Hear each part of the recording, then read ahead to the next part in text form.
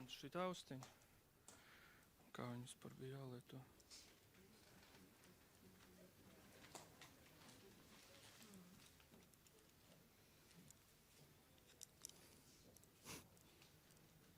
Es nemāku šito lietot.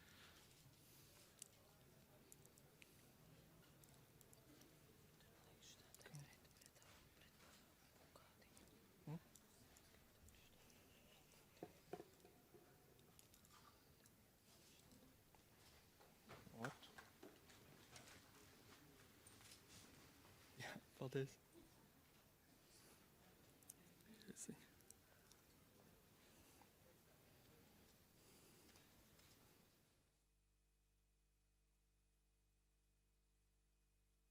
Jā, es zinu.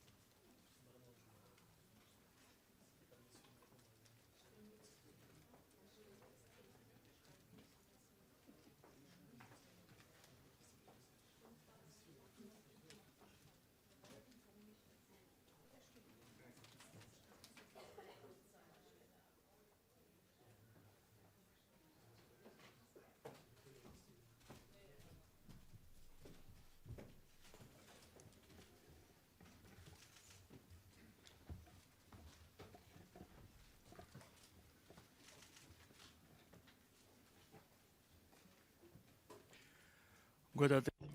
Sehr geehrte Journalisten, Damen und Herren, wir beginnen die Pressekonferenz nach dem lettisch-deutschen, estnischen und litauischen Treffen der Regierungschefs.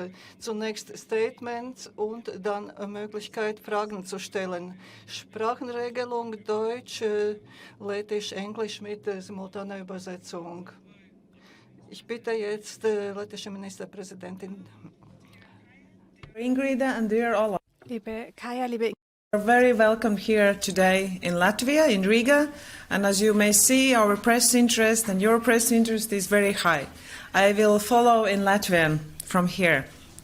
Man ir liels prieks un gods sveikt Vācijas kancleru un Lietuvas un Igaunijas premjerministrs Rīgā. Un mums tiešām tikko bija ļoti veiksmīga tikšanās, 3+1 formātā. Tāda Rīgā notiek pirmo reizi. Taču tā ir kļuvusi par labu tradīciju, ka Baltijas valstis augstākajā līmenī regulāri tiekas ar Vāciju. Mēs turpinām būt vienoti savās vērtībās, interesēs un rīcībā. Mums ir cieša un produktīva sadarbība. Tas ir svarīgi ne tikai mūsu reģionam un visai Eiropas Savienībai un NATO, bet arī Ukrainai, lai uzvarētu Krievijas agresiju. Šobrīd Vācija nodrošina NATO gaisa telpas patrulēšanu no Lielvārdes bāzes, par ko esam pateicīgi Vācijai. Mēs pārunājām gatavošanos NATO samitam, Eiropas Savienības darba kārtību, atbalstu Ukrainai un arī reģionālos projektus, kas mums ir visiem kopīgi. Gatavojoties NATO samitam Vašingtonā, svarīgākais ir turpināt strādāt pie pilnas reģionālo plānu ieviešanas. Tāpat jāstiprina militārā industrija, kā arī samita rezultātiem ir jātuvina Ukrainu dalībai NATO. Mēs pārunājam arī Eiropas Savienības darba kārtības svarīgākos jautājumus. Virzāmies uz priekšu ar 14. sankciju pakotni un Krievijas iesaldēto līdzekļu pelniņas izmantošanu Ukrainas vajadzībām. Runājām arī par Eiropas Savienības paplašināšanos. Kā jāstiprina Ukrainas un Moldovas sarunu ietveri, kā jāorganizē starpvaldību konference, kuru mēs esam plānojuši darīt jūnija beigās. Stratēģiskajā darba kārtībā mūsu prioritātes bija līdzīgas – drošība, savienojamība, ārējās robežas un ekonomiskā konkurētspēja. Arī Eiropas Savienības ietvaros esam atvērti visām opcijām, lai finansētu aizsardzības industriju. Pārunājam arī šo, tātad finansu jautājumu. Sarunas laikā bijām vienoti, ka jāturpina sniegt tādu atbalstu Ukrainai, kas tai palīdz uzvarēt Krievijas agresiju. Esam gandarīti par Vācijas līderību un Baltijas valstu ieguldījumu un ciešo sadarbību šī mērķa sasniegšanā. Mēs tiešām Baltijas valsts esam bijuši kā tādi karoga nesēji Ukrainas cīņā par savu brīvību. Un īpaši vēlos arī atzīmēt Vācijas šī brīža iniciatīvu veidot gaisa aizsardzības koalīciju, ko atbalsta Latvija. Tā ir iniciatīva līdzīga, kāda bija Čehu iniciatīva, kur aicinām arī valstis iesaistīties, atbalstīt šo iniciatīvu, lai Ukrainai būtu lielāks kopējais militārais atbalsts. Latvija turpina aktīvi strādāt dronu koalīcijas ietvaros, lai turpinātu dronu piegādes Ukrainai. Mēs apspriedām arī ciešu sadarbību reģionālo enerģētikas transporta projektu virzībā, un sekojot manai nesenai vizītei Berlīnē, Latvija turpina strādāt arī pie šo projektu ieviešanas. Vācija ir Baltijas stratēģiskais partneris gan ekonomikā, gan drošībā, un šodienas tikšanās to tikai vēl apliecina. Paldies! Paldies. Lūdzu, Vācijas kanclers Olaf Scholz. Guten Tag, meine Damen und Herren, liebe Evika. Ich möchte mich heute ganz herzlich für die Einladung nach Riga bedanken. Es hätte ja auch keinen passenderen Termin geben können als den heutigen Feiertag anlässlich der wiederhergestellten Unabhängigkeit Lettlands. Herzlichen Glückwunsch. Und vielen Dank auch, dass ihr, Kaya und Ingrida, hierher gekommen seid, damit wir gemeinsam sprechen konnten. Es ist mein erster Besuch als Bundeskanzler in Lettland und ich freue mich deshalb natürlich ganz besonders, hier dabei sein zu können. Damit habe ich nun alle 3 baltischen Staaten persönlich besucht und das ist auch ein Ausdruck der Bedeutung, die Deutschland dem Baltikum beimisst. Mit Lettland, Litauen und Estland verbinden uns vertrauensvolle, freundschaftliche Beziehungen, die auf einer langen gemeinsamen Geschichte beruhen. Eine Geschichte, die wir wissen auch dunkle Seiten hat. Die Erinnerung daran leitet unser Handeln heute. Heute sind wir Partner in der Europäischen Union, Verbündete in der Nordatlantischen Allianz und wir sind vor allem gute Freunde. Vor ziemlich genau 20 Jahren sind Lettland, Litauen und Estland der EU und der NATO beigetreten. Auch dazu Glückwunsch. Die Sicherheitslage im Baltikum hier an der Ostflanke der NATO bleibt leider angespannt. Und deshalb ist es wichtig, sich auch immer wieder zu versichern, Freunde stehen einander bei. Deshalb haben Deutschland und andere Alliierte vor 2 Jahren beschlossen, weitere Einheiten ins Baltikum zu verlegen, um die NATO-Ostflanke substanziell zu verstärken. Für Deutschland heißt das ganz konkret: Erstens, wir übernehmen das Air Policing in Estland und dieses Jahr auch hier in Lettland. Und zweitens, wir stationieren eine Brigade in Litauen. Auf der Anreise hier habe ich mir heute Vormittag in Litauen noch einmal die Situation angeschaut und unsere Truppen dort besucht. Und dieses Engagement, unser Engagement, zeigt, wie entschlossen Deutschland, wie entschlossen die NATO ist, das Bündnisgebiet gegen jedwede Aggression zu verteidigen. Unsere Soldatinnen und Soldaten leisten dafür einen wichtigen und verantwortungsvollen Beitrag. Denn die Sicherheit unserer baltischen Verbündeten ist auch unsere Sicherheit. Deutschland ist fest entschlossen, jeden Quadratzentimeter Bündnisgebiet zu verteidigen. Und das will ich hier auch gerne sagen, ein Angriff auf euch, das wäre auch ein Angriff auf uns alle. Und dazu darf es eben nicht kommen. Deshalb haben wir viele weitreichende Entscheidungen getroffen und Schlüsse gezogen. Deutschland hat auf die Zeitenwende, die Putin durch seinen Überfall auf die Ukraine ausgelöst hat, konsequent reagiert. Die Bundeswehr richten wir auf die Verteidigung unseres Bündnisgebietes, aber ganz besonders Nordost- und Mitteleuropas aus. Fast 35.000 deutsche Soldatinnen und Soldaten stehen bereit, im Rahmen der NATO-Force-Modell unsere Alliierten im Notfall rasch Beistand zu leisten. Deutschland steht auch fest an der Seite der Ukrainerinnen und Ukrainer, damit die sich gegen die russische Aggression verteidigen können. Das ist doch klar. Russland hat sich verkalkuliert.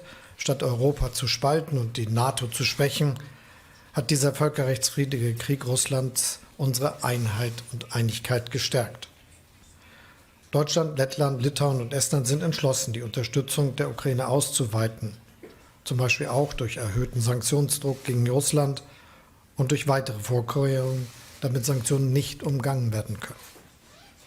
Wir haben uns auch intensiv darüber ausgetauscht, wie wir die Ukraine mit den weiterhin drängendsten Bedarfen im Bereich Luftverteidigung und Munition noch besser und effizienter unterstützen können. Und wir arbeiten mit Hochdruck daran, dass die Ukraine die so dringend benötigte Unterstützung auch erhält. Teil dieser Anstrengung ist unsere Initiative für mehr Luftverteidigung für die Ukraine. Sie wissen, Deutschland hat schon 2 Patriot-Systeme bereitgestellt und wir werden ein weiteres bereitstellen. Das ist dann der größte Beitrag, den ein einzelnes Land in dieser Hinsicht und in diesem Zusammenhang leistet. Und wir werben ausdrücklich bei unseren Partnern, die die Möglichkeiten dazu haben, dafür, dass sie auch ihrerseits in dieser Richtung Hilfe beisteuern. Denn das ist dringend notwendig, wie wir jeden Tag sehen, wenn wir die Bilder aus der Ukraine bei uns empfangen. Wir müssen auch unsere eigene Sicherheit weiter erhöhen. Deshalb muss die europäische Verteidigungswirtschaft ihre Kapazitäten ausweiten und kontinuierlich mehr Waffen für Europa in Europa produzieren. Auch dazu brauchen wir eine Vertiefung unserer Rüstungskooperation. Das geschieht mit allen hier versammelten Ländern. Wir arbeiten auch im Übrigen an dem Ausbau unserer weiteren wirtschaftlichen Zusammenarbeit, wenn es um digitale Fragen geht, wo hier erfolgreiche Unternehmen agieren, um erneuerbare Energien oder auch um ein großes Infrastrukturprojekt wie Rail Baltica. Es gibt, wenn es um erneuerbare Energien geht, große Potenziale bei Offshore-Wind, bei grünem Wasserstoff, die wir gemeinsam ausschöpfen wollen. Die beschleunigte Energiewende ist auch ein Schlüssel dafür, dass wir alle gemeinsam in Europa unsere Klimaziele erreichen und wirtschaftlichen Wohlstand und Wachstum auch für die Zukunft gewährleisten können. Und da sind eben die baltischen Staaten für uns erstklassige Partner mit ihrer Erfahrung, aber auch mit ihren geografischen Gegebenheiten, die wir alle gemeinsam nutzen können. Meine Damen und Herren, das war für mich und ich glaube für uns alle ein sehr wichtiges Treffen hier in Riga. Das Band zwischen Deutschland und dem Baltikum ist sehr, sehr stark und wir werden es weiter stärken. Schönen Dank. Paldies, un lūdzu Igaunijas premjerministrs Kais Kallas paziņojums. Dear Evika, dear Olaf, dear Ingrida, dear journalists, I must say we have had many press conferences here, but never so many journalists, so danke Olaf for that. Our annual meetings in this format are very valuable. They demonstrate that today Germany is closer to the Baltic states than ever before and remind about Germany's role in playing in ensuring the security of the Baltic region. So thank you for that. Last time when we met in Tallinn, I said that Ukraine has proved to the world that it can win this war with the transatlantic family right behind it. And I'm still ready to repeat this message, but the situation at the front today is more tense than we hoped 2 years ago. Germany's strong support for Ukraine, especially in air defense, is crucial in this critical time, as well as the recent defense pledges from the United States. Estonia has also recently sent another package of military aid to Ukraine, including ammunition, what they really need on the battlefield. However, the free world must demonstrate its resolve to counter Russian aggression. Currently, the aggressor is holding every single person in Ukraine at gunpoint. This fate could all one day befall on the rest of Europe unless we choose to act and prevent it. History has shown that Russia can be defeated. Our goal must be Ukraine's victory, which is also pivotal for the future of Europe. Countries in our region understand this very well. Ukraine needs both our swift military aid and long-term support. I'm glad to see that the Estonian initiative to allocate at least 0.25% of their GDP to military aid over the next few years is gaining support among other countries. We must also continue to strengthen sanctions and move forward with adopting legal acts to use Russia's windfall profits. And we still need to find a way to employ the frozen assets for the recovery of Ukraine. Dear friends, less than a week ago we celebrated 20 years since Estonia, Latvia and Lithuania and 7 more countries joined the European Union. A membership in the EU and NATO is the cornerstone of our security and prosperity. Our accession has been a success story. It now allows us to strongly advocate for a new enlargement and help other countries on their path to European Union. We hope to see the next steps in Ukraine and Moldova's EU accession negotiation taken before July. And the NATO summit in Washington must send a clear signal of continued support to Ukraine. These steps are in our common interest as they reduce the grey zones of instability in Europe.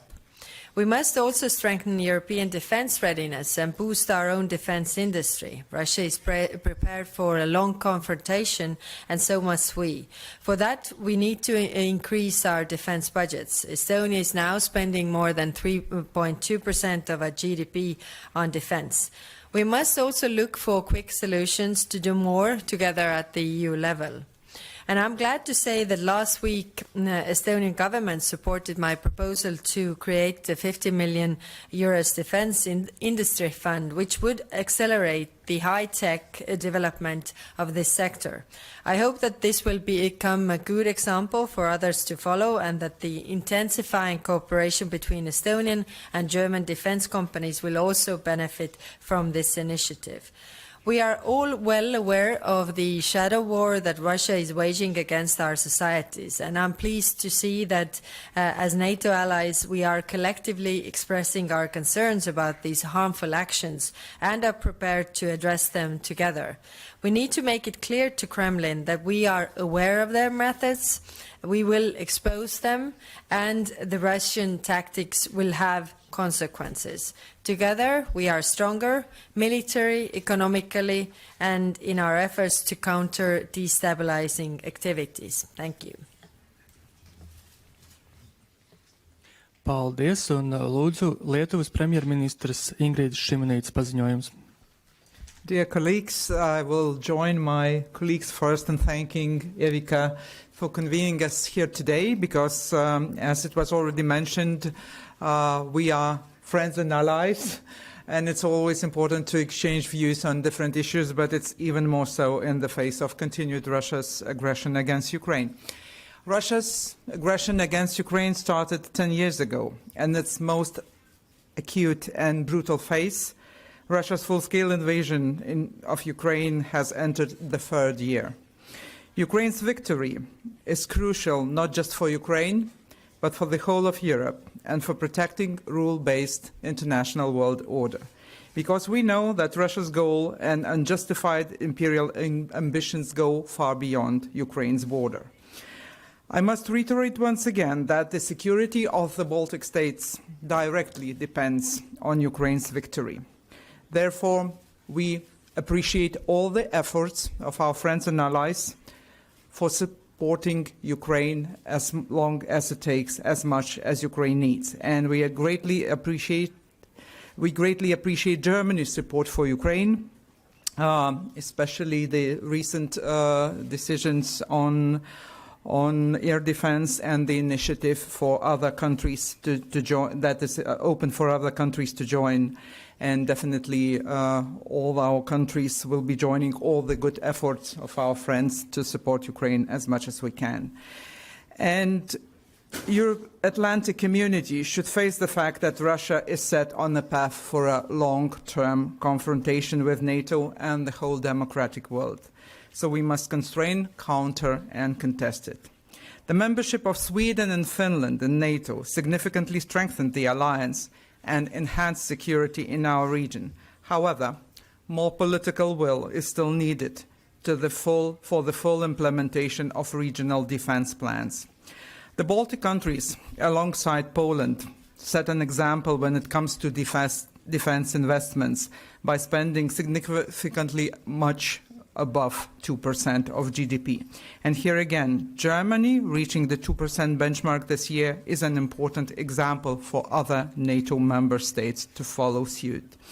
Our top priority should be effective deterrence, so that the aggressor would not even think of testing NATO's resolve and capability to defend every inch of its territory. For that, we need boots on the ground, as the most credible deterrence is adequate NATO forces in place.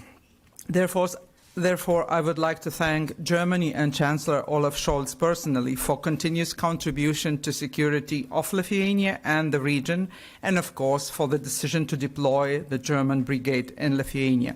Let me emphasize that this is a top priority for my government. At the NATO summit in Washington, we must be united in demonstrating our defense capability. New defense plans must finally become a reality, fully implementable according to all criteria.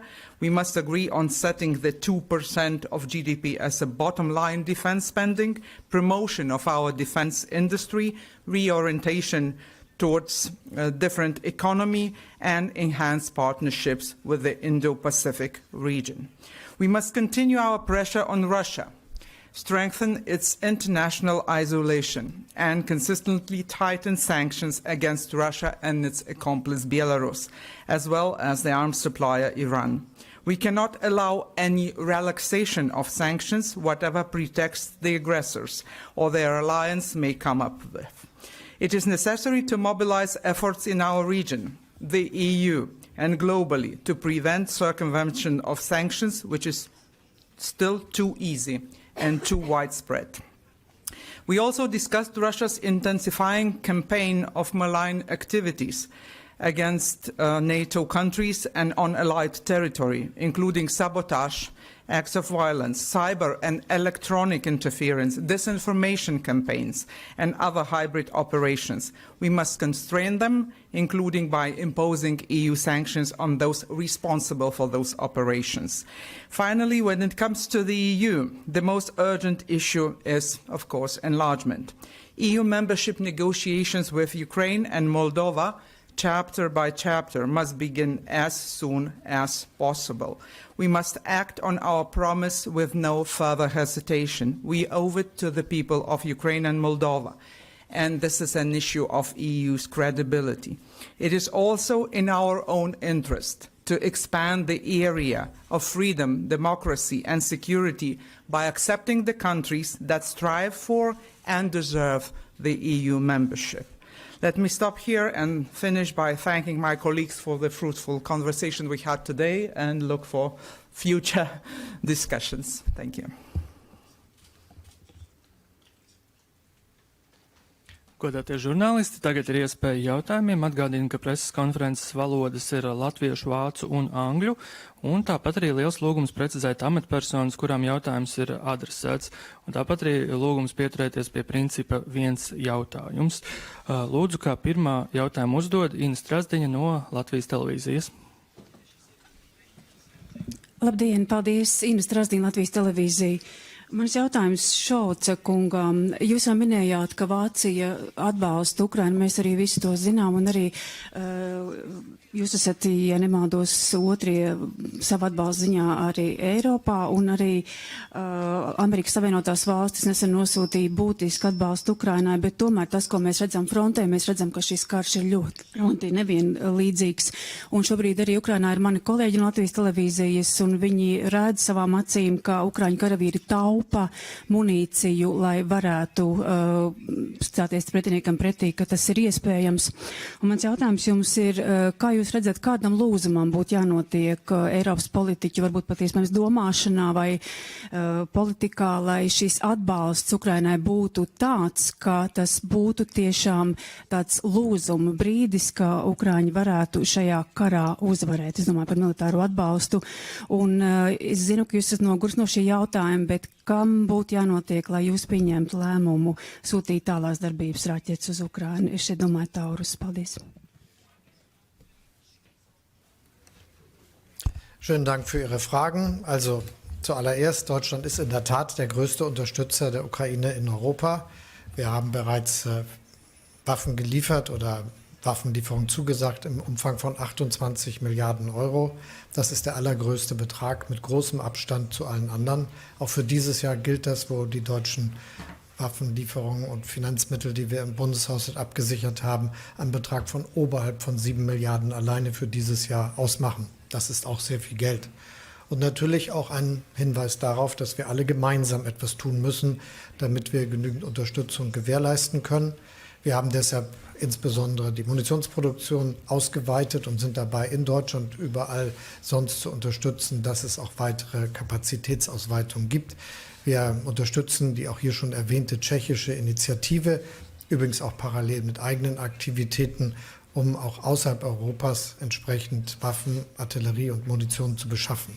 Das war und ist uns auch wichtig, dass wir hier ganz klar sind, es geht jetzt darum, der Ukraine zu helfen und nicht darum, dass man irgendwelche wirtschaftlichen Entwicklungsmöglichkeiten in Europa stärkt. Das ist nicht die Aufgabe, um die das jetzt geht. Und deshalb war es ein großer Durchbruch, dass wir uns in Europa darauf verständigt haben, auch außerhalb Europas mit europäischen Mitteln Beschaffungen vorzunehmen. Übrigens auch die Entscheidung, die ja auch schon erwähnt wurde, die Windfall Profits zu nutzen, im Wesentlichen für die Verteidigungszwecke der Ukraine, was ich für einen großen Durchbruch halte.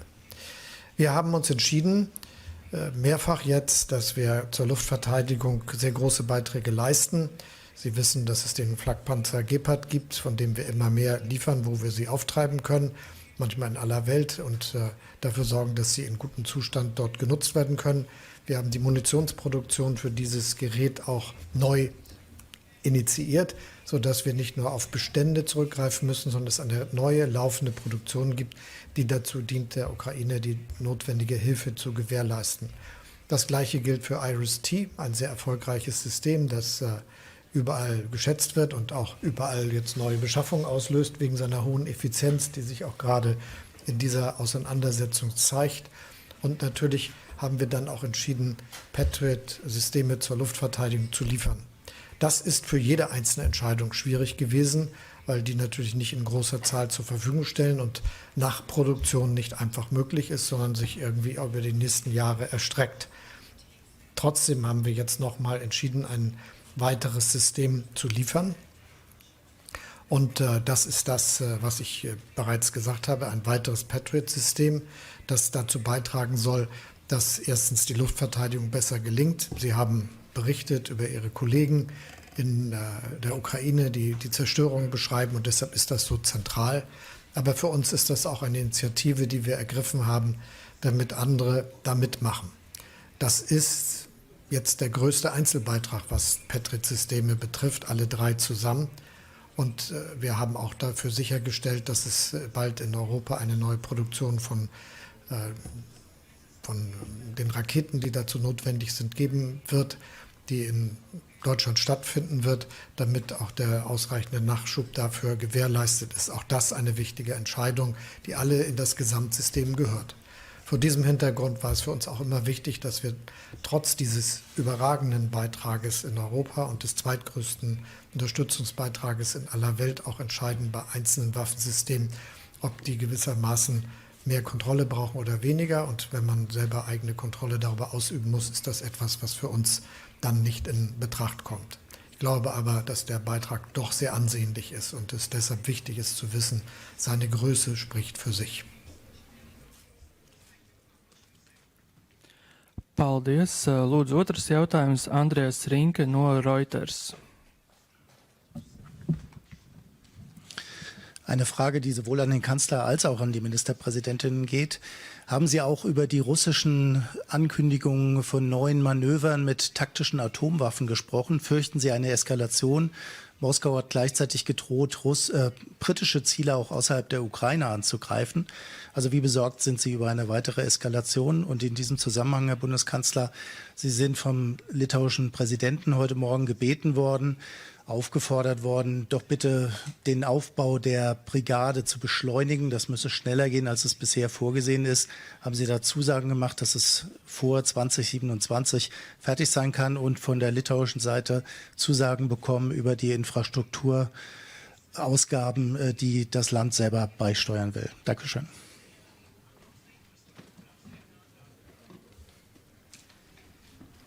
Yes, I probably will start with your question.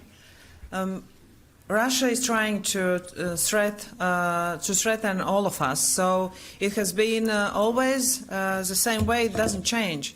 And now they have the main targets, the nuclear weapons, and they're trying to push the button because we know the Ukrainian peace summit is coming. So they're trying to threaten those countries which are maybe now just thinking about going to Ukrainian peace summit. So they are showing their power.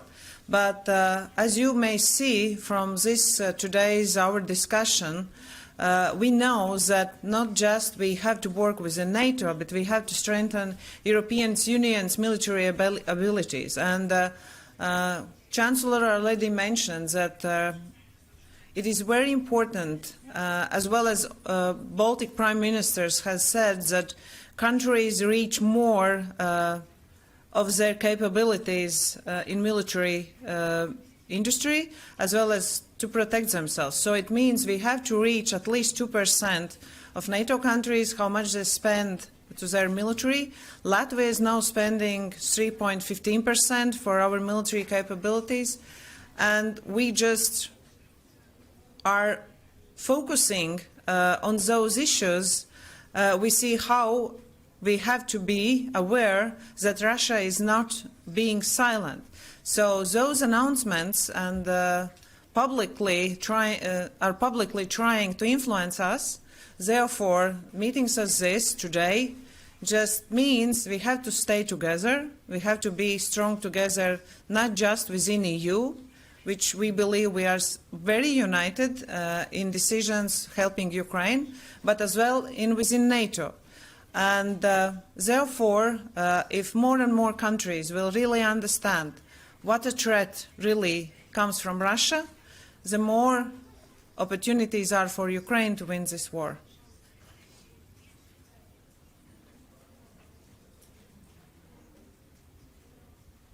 Ja, vielleicht mache ich es kurz und antworte auf die gestellte Frage. Erstens, die Kollegin hat schon alles gesagt, was zu den neuerlichen russischen Drohungen zu sagen ist, auch zu unserer Solidarität untereinander und der Klarheit unserer Vorstellung. Vielleicht ein Satz ergänzend. Es ist immer wieder wichtig, laut zu sagen, dass in diesem Krieg nukleare Waffen nicht eingesetzt werden dürfen. Und das war richtig, als ich das vor einem Jahr zusammen mit dem chinesischen Präsidenten unterstrichen haben, was jetzt übrigens nochmal passiert ist. Und das ist ja auch ein großes Thema, das wir im Zusammenhang mit diesem Prozess, mit den verschiedenen Treffen in Kopenhagen, in Jeddah, in Valletta, in Davos vorbereitet haben und wo wir jetzt auf eine Friedenskonferenz in der Schweiz hinarbeiten. Mühselig, schwierig, nichts ist einfach daran, aber auch das muss eine der klaren Botschaften sein, die davon ausgeht. Im Übrigen sind wir dabei, alles so schnell wie möglich zustande zu kriegen. Wir haben, das konnte ich heute berichten, festgestellt, dass es bei den deutschen Soldaten überhaupt keine Schwierigkeiten gibt, genügend zu finden, die gerne hierher kommen, die gerne nach Litauen kommen wollen. Und deshalb ist es so, dass wir alle wissen, das größte Commitment gilt der Herstellung der notwendigen Infrastrukturen, all der vielen Voraussetzungen, die dafür da sind. Das kann man ja nicht einfach per Knopfdruck machen, da muss hart gearbeitet werden, aber es wird hart gearbeitet. Yeah, just to mention a couple of things. It's not that we are starting from ground zero. It's not like there were no infrastructure that would be suitable for German brigade. Many projects and many endeavors have started even before, so they are in a very good progress.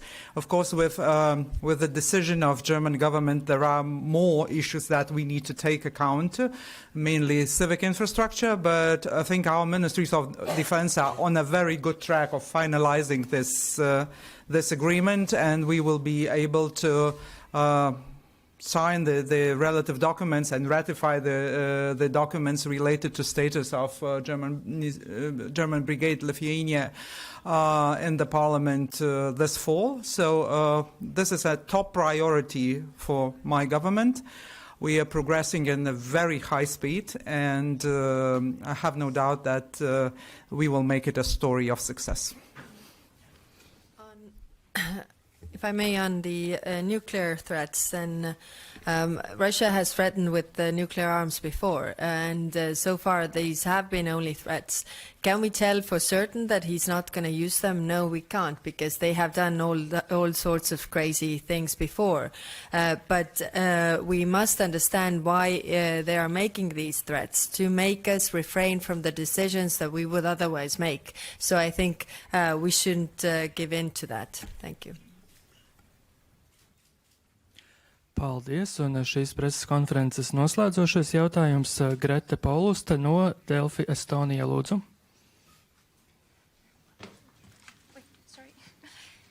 Hello, my name is Grete Pauluste. I'm from Delfi, Estonia. There are many different ideas on the table about how to cover the defense expenses in the EU. For instance, finding money within the existing EU budget, using immobilized Russian assets, issuing joint debt, and even using the European Stability Mechanism.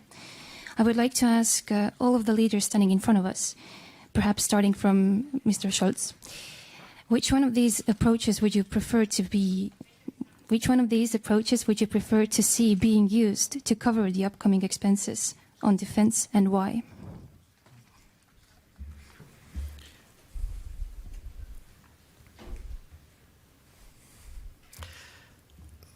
Schönen Dank für die Frage. Zunächst mal ist es so, dass wir uns fest vorgenommen haben, dass wir alle Möglichkeiten nutzen, die Ukraine zu unterstützen. Deshalb gilt erstmal die Aufforderung an alle, das Mögliche zu tun mit ihren eigenen nationalen Mitteln, um Unterstützung für die Ukraine zu gewährleisten. Ich habe über die insgesamt 28 Milliarden Euro, die wir geliefert haben oder in Aussicht gestellt haben, schon berichtet. Und natürlich hoffen wir, dass viele andere auch große Anstrengungen unternehmen, damit das alles zusammen eine große Kraft entfaltet. auch den Hinweis will ich noch gerne geben. Es ist sehr gut, dass wir jetzt dank der beharrlichen Bemühungen des amerikanischen Präsidenten eine klare Entscheidung des amerikanischen Kongresses für die finanzielle Unterstützung der amerikanischen Waffenlieferungen haben. Sie wissen, der Beitrag, den die USA in den ersten beiden Kriegsjahren geleistet haben, war sehr groß, was militärische, also Waffenlieferungen für die Ukraine betrifft. Und dass das jetzt weitergehen kann, ist ein sehr gutes Zeichen. Zusammen mit den Entscheidungen, die wir in Europa getroffen haben vor einiger Zeit, ist das auch eine Botschaft an den russischen Präsidenten. Seine Spekulationen, dass wir erschöpft sein werden und dass die Ukraine nicht mehr genügend Unterstützung bekommt, ist schiefgegangen. Denn mit der amerikanischen Entscheidung, mit den zuvor getroffenen europäischen Entscheidungen ist klar, wir werden die Ukraine so lange unterstützen, wie das notwendig ist, auch in einem großen Umfang. Und das ist nicht nur ein Bekenntnis, sondern eine reale Tat, wie man gerade sieht. Im Hinblick auf die aktuelle Situation war es wichtig, dass wir eine neue Entscheidung getroffen haben zur Verstärkung der europäischen Peace Facility und das verbunden haben mit der Ansage, dass die Mittel, die dort zur Verfügung stehen, nicht nur für Beschaffung innerhalb Europas verwendet werden können, sondern auch außerhalb Europas. Denn tatsächlich kommt es jetzt darauf an, dass möglichst schnell Waffen geliefert werden können und nicht, dass es erst geschieht, wenn eine neue Fabrik gebaut ist. Das müssen wir auch machen. Ich war vor kurzem bei der Grundsteinlegung einer Munitionsfabrik, aber die ist eben nicht am Tag der Grundsteinlegung fertig, sondern wenn sie gebaut ist. Und das dauert dann immer leider eine gewisse Zeit. Also ist das jetzt wichtig. Wir haben im Übrigen einen Konsens in Europa, dass wir die Windfall Profits aus den russischen Frozen Assets nutzen wollen. Das ist ein erheblicher Betrag, der mehrere Milliarden pro Jahr ausmacht. Und auch dort eine Verständigung gefunden, die jetzt gerade finalisiert wird, dass wir etwa 90% dieser Mittel auch für die ukrainischen Verteidigungszwecke nutzen wollen und auch dort keine Festlegung auf Beschaffung in Europa. 2 wichtige Aussagen, die in dieser Hinsicht sehr, sehr bedeutsam sind. Und jetzt kommt es darauf an, dass alle noch mal gucken, was sie machen können, denn insbesondere jetzt gibt es auch die Entscheidung zu treffen, dass man nochmal seine eigenen Handlungsmöglichkeiten aus seinen Beständen ausschöpft, so wie wir das jetzt gemacht haben mit dem 3. Patriot-System.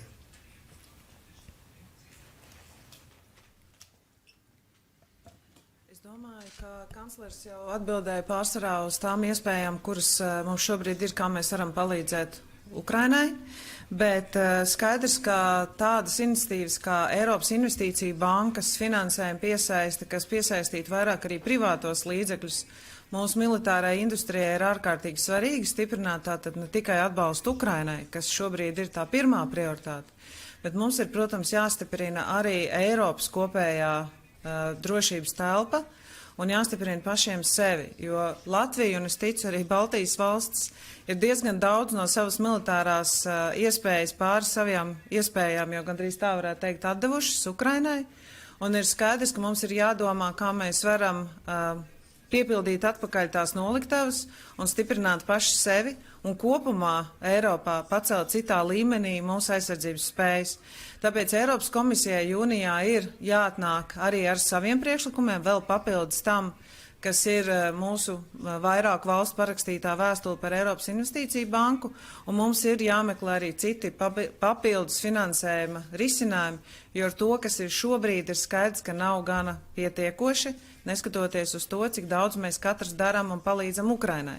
Bet mums ir jāstiprina arī katram pašam sevi, un tāpēc ir ļoti svarīgi veidot šādus sadarbības platformas, kā mums ir gaisa aizsardzība, kur viena NATO valsts aizsargā vairākas, pieņemsim šajā gadījumā 3 Baltijas valsts, jo skaidrs, ka katrs viens nevar uzbūvēt 360 grādu aizsardzības sistēmu, bet kopā mēs to varam izdarīt. Kopā kā NATO, kopā kā Eiropas Savienība. Regarding the funding, I think we have a few options. One is, of course, that we have to work on the next EU's budget to allocate more funding also to defense. Right now it's around 0.87% 6%. I think it's not enough considering the crisis that we are in. Then second, of course, it is how to open the private funds also for defense investments, which are closed now because they can't finance lethal equipment or ammunition. I think we have to work on that to show also an example of this. And of course, then comes the very acute crisis. We have proposed to use Eurobonds like we did in COVID crisis, when we really was a question of weeks and days and months to get the funding for the vaccines. So I know that there are a lot of, not all countries are in favor of that, but let's think about other options outside the box then if that doesn't fly, because the need is there. We need to find the funding to really close the gaps that we have in our own security. Thank you. Not much to add, but just from a rational thinking point of view, I think we are not in a position where we can spare time for intellectual debate and ranking options from 1 to 4 or 5 or something. I think we need to do what is doable, and then it means that most probably it will be a suboptimal decision at some point, but we need it quick and fast, especially when it comes to support for Ukraine. When it comes to our own defense, you know that all 3 Baltic states have increased their defense spending quite significantly in a very short time frame. It comes, of course, at some costs within the sort of internal decision-making. What is a top priority? But now I think we all understand that security is not everything, but without security there is not much anything else. So there is our shared responsibility. Now we see also the drawbacks or the problems in European market, where our defense industry was for a very long time somewhere on the sidelines of a major economy. Now we have the drawbacks, the bad outcomes of this, given that there is a problem of access to credit for defense industry, for example. There is a risk of expanding activities, not really knowing whether there will be enough of government orders for significant time period. But I think many things are changing as we speak, and many projects are being launched. We need some decisions at EIB or sometimes maybe at the local government decision making, how to alleviate the companies to be sort of brave enough to expand their activities, but the process has already started, and we are in a very good debate with Rheinmetall about their factory being launched in Lithuania, and I think this is just one of the examples that there are quite a number of. We need time, of course, for this to pick up, but this will be good for our future. Liels paldies! Ar to mēs arī noslēdzam Baltijas valstu un Vācijas valdību vadītāju preses konferenci. Liels paldies visiem par dalību un ierašanos un jautājumiem. Thank you all. Thank you, my friends, colleagues and partners for this press conference and speaking loud what we all shared inside our negotiations. Thank you. Thank you. Handshake. We handshake already. How we can handshake? We can just fall together. Thank you. Okay. Like we can stand in the circle. Or do this.